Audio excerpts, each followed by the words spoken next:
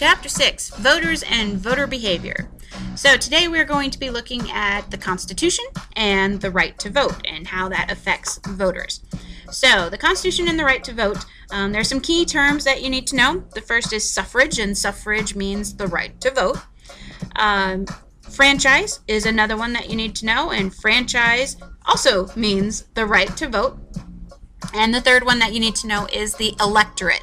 And the electorate are the potential voting population. Not just the people who do vote. It includes the potential voting population. So that includes everybody who could possibly be voted. So as long as they're the right age and all that kind of stuff. So the history of voting rights. At first, it was restricted to white male property owners when we first organized our government, and that meant about 1 in every 15 men in the U.S. was eligible to vote. So not very good odds that you were going to be able to vote. Well, eventually this comes to light. Thomas Paine, one of our founding fathers, writes a pamphlet called Common Sense. And in Common Sense, he wrote that a man whose only property is a jackass would lose his right to vote should that animal die. And so that sort of begs the question, so which one was really the voter, the man or the jackass? Because in order for you to be a voter, you had to own property. Well, if your property dies, who was really the voter? So it's a great question that needed to be asked, and he asked it, and the founding fathers realized that maybe we need to lighten up on our voting restrictions. And so what we're going to see are two long-term trends towards the voting population. We're going to be seeing a gradual elimination of restrictions, all those restrictions that were there, like your sex, your race, your religion, property ownership, tax, all that kind of stuff. The second long-term tradition is that we're going to see state power is going to be assumed by the federal government, that the federal government's going to legislate a lot more of voter qualifications than originally intended by the Constitution. So basically, the expansion of civil rights or voting rights has come to us in 5 stages. The first stage happened early on in our history in the 1780s, 1790s, and it basically said that we would have no more religious qualifications, and we would get rid of the property ownership and the tax payment qualifications. So we get rid of those right off the bat. The next stage doesn't come for a little while. The second stage is to protect citizens from discrimination of race or color, and that comes right after the Civil War. It comes with the 15th Amendment. Doesn't always hold true, but that's when it comes. The third stage is going to allow women to vote, so we double our voting population. The fourth one is going to further extend voting rights to African Americans. It's going to eliminate poll taxes. So we finally see really the true meaning of the 15th Amendment coming about, and this is in the 1960s with the Civil Rights Movement. The fifth stage is that the 18-year-old age limit or minimum age to vote is going to be set, and that'll be in the 1970s. No state can set a higher minimum age level because that was a federal decision. It's an amendment to the Constitution, so that's a federal decision. But the states do have the responsibility to set voter qualifications. And there's several things that they've used throughout the years. So we're going to look at some of them. Some of them are still in effect and others are not. The first voter qualification is citizenship. There is nothing in the Constitution that says that aliens can't vote. And I'm talking about people who live here from another country, aliens, not outer space aliens. But there's nothing in the Constitution that says that they can't be allowed to vote. And any state can allow them to do so if they choose. For the vast majority of the states, however, they require citizenship. Minnesota is the only state that requires it for 3 months before a person can vote. So they even put a stipulation that you can't just become a citizen and then vote in the next election. If you become a citizen in October, you can't vote in November. You have to, plan it out a little bit better than that. The second qualification is residency. And most states require that you live within that state for a set period of time before you can vote. So you establish a residency. At least half of them require a 30-day residency, so that you have to live in the state for 30 days. In Iowa, it's 10 days. I'm not sure why that is. Maybe we're just desperate for people to be residents. I don't know.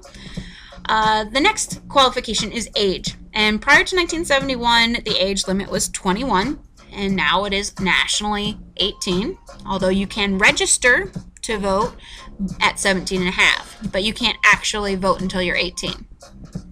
So that leads to the next one, which is registration. And 49 states require you to register to vote. Basically, that's to prevent voter fraud, that you're not coming in and voting 3 times, and each time you're using a different name, kind of thing. North Dakota is the only state that does not. Not entirely sure why. Maybe they just don't have a whole lot of population, so everybody knows everybody else. Who knows? Anyway, North Dakota is the only state that does not require you to register to vote in order to vote. The next one is literacy. Now, it used to be that states could require literacy tests, that you have to pass a literacy test before you could actually vote. However, today, no state has voter literacy tests. They used to be used to guarantee an informed voter. And then later on, it was used to discriminate against poor people and to discriminate against minority groups like African Americans. But that was taken out. Federal government banned that. So now anybody can come in and vote, whether they know who the candidates are or not. So in some ways, it could have been a good thing, literacy tests, making sure that you know that you're informed, you could read and write, and that you were maybe aware of who the candidates were and what politics were all about. So in some ways it was good, but in other ways it was bad. The next one, tax payment. And tax payments were used in order to, again, discriminate against poor people and discriminate against minorities, especially African Americans in the South. But they used to require you to pay a special tax in order to vote. But the Supreme Court, in a decision, is going to find that there's no relationship between your right to vote and the need to pay a tax. So that does make things kind of interesting. Now, most states have also set regulations as to who may not vote. And for most of the states, they fall into 4 basic groups. The first is that those that are mentally incompetent. So in most states, they set like an IQ level. But if you are mentally incompetent, they don't believe that you can make an informed decision about who to vote for. The second group who cannot vote in most states is those who are convicted of serious crimes. That once you commit a serious crime like murder or rape or kidnapping, you lose your right to vote. You give up your voice in government. And so in most states, that's the way it is. Not in all of them, but in most of them it is. In some states, you are not able to vote if you are dishonorably discharged from the armed services. And the reasoning behind this is that if you get dishonorably discharged, you probably did something pretty bad. You screwed up pretty bad. So it's kind of like committing a crime in a way. And so some states will not allow those people to vote either. And then in some states you have those that are considered vagrants, and vagrants are like homeless people, which kind of makes sense because they wouldn't have a residency per se, so it'd be kind of hard for them to meet that requirement.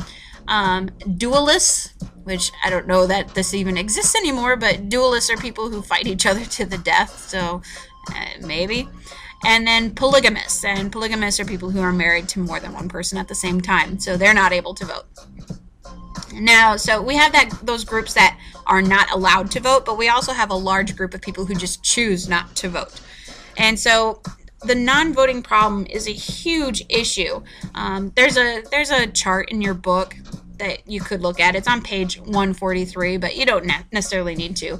But when you look at that chart, it shows the voter turnout percentages from like 1950 or so. And it shows that we haven't had a 60% or higher voter turnout since the 1968 presidential election. That was JFK versus Nixon. And so if you think about it, that's less than 2/3 of the people in the U.S. making the decisions for our country of who's going to be leading our country, who's going to be making those decisions, not only as president, but also congressional people. So it's kind of scary in a way.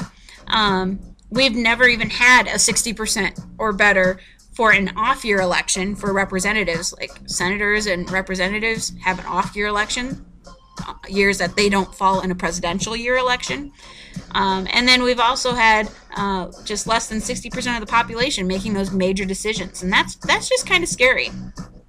And when you look at it as well, or not at the chart, but if you look at our non-voting population, a lot of voters, if they do go in and vote, yeah, great, they're voting, but they only vote for the president, or they only vote for the governor, or they only vote for the people they know. They don't vote for all the candidates on the ballot, all the jobs.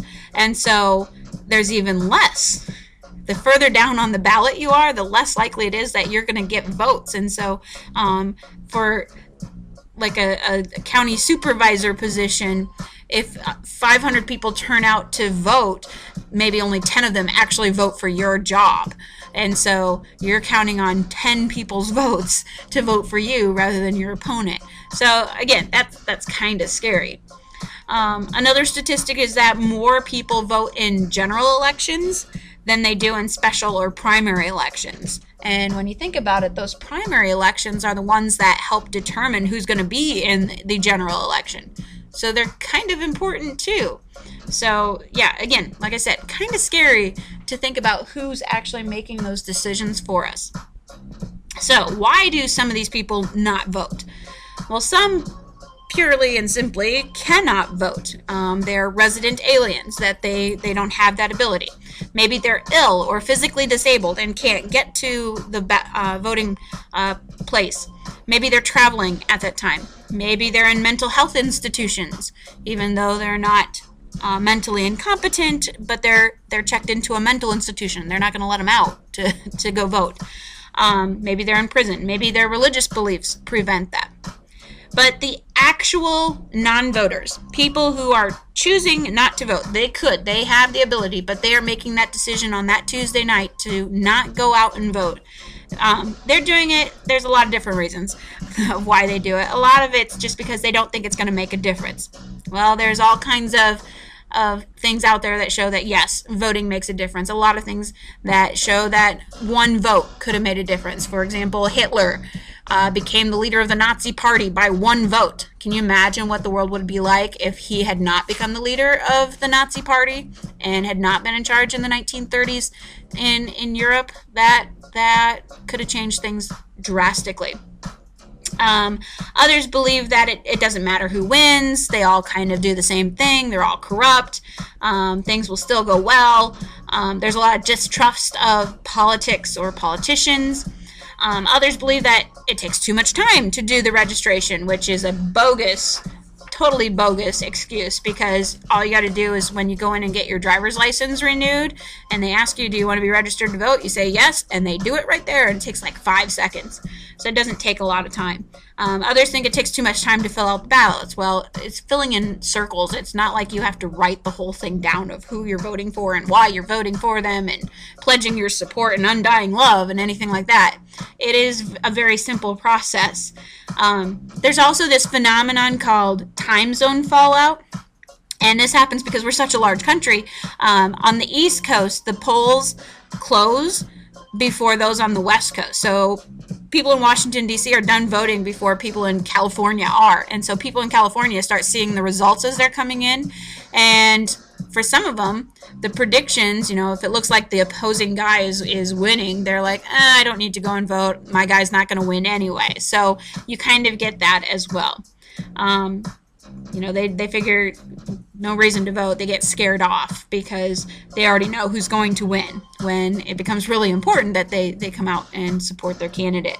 Basically, the main reason is just a lot of them just lack any interest in this. So when we look at the differences between voters and non-voters, voters tend to have a higher income, they tend to have a higher education level. They tend to be in a higher position in their job, so they have occupational status. They tend to be well integrated into their society. They are longtime residents. They are active in their community. They have a very strong sense of party identification. They're very Republican or very Democrat or very whatever. And they do believe that voting is an important act, that it is very important to the continuation of our democracy.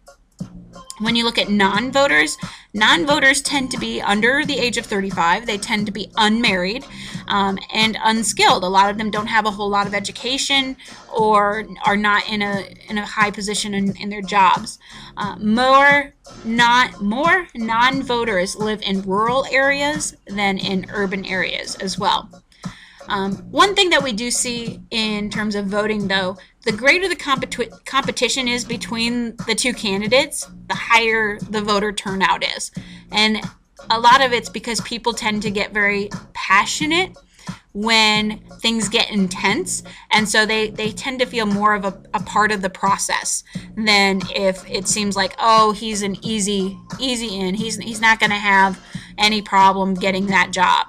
So when there's more competition, it's more intense, people tend to feel a little bit more connected and more a part of that process. So we are going to next be looking at voter behavior.